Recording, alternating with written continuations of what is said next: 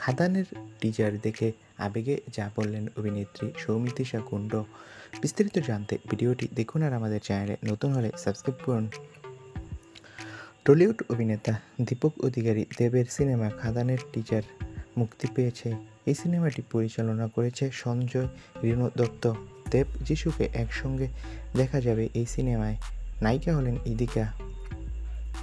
খাদান সিনেমায় বাবা ছেলে দুই ভূমিকাতেই থাকছে দেব।